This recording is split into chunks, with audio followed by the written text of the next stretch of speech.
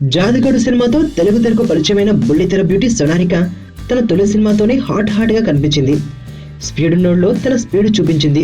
ఇక ఏడో రకం ఆడో రకంలో మరింతగా రెచ్చిపోయింది. అయినా ఈమెకు గ్లామర్ డాల్ గా చూడటం లేదనుకుందో ఏమో కానీ ఈ మధ్య కొన్ని బికినీ ఫోజులు ఇచ్చింది. అది చూసి అంతా ఆశ్చర్యపోయారు. ఏంటి సోనారిక మరి ఇంతగా రెచ్చిపోతుంది అని అనుకున్నారు. అయితే సోనారిక ప్లాన్ చాలా పెద్దది.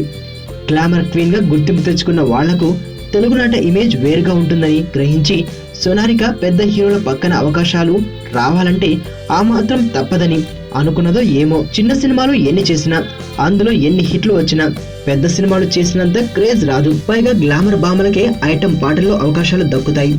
మనసులో అటువంటి ఆలోచన పెట్టుకునే సోనారిక ఇలాంటి బిగిని ఫోజులు వదిలింది అని అంటున్నారు.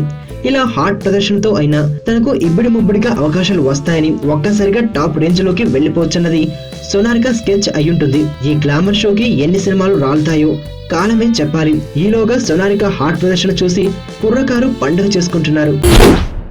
వైలెన్స్ లేకుండా చూడగలిగే లవ్ స్టోరీలు ఎప్పుడు వస్తాయి కదా. నీలో ఈ కోణం కూడా ఉందని నాకు తెలీదు. Adventure time. నిన్ను పెళ్లి చేసుకోవాలి. ఐశ్వర్య తెలివిగా చంపాలి. నాకు తెలిసి ఒక్కడే శత్రువు ఉన్నాడు. నేరం బయటపడే ఛాన్సే లేదు.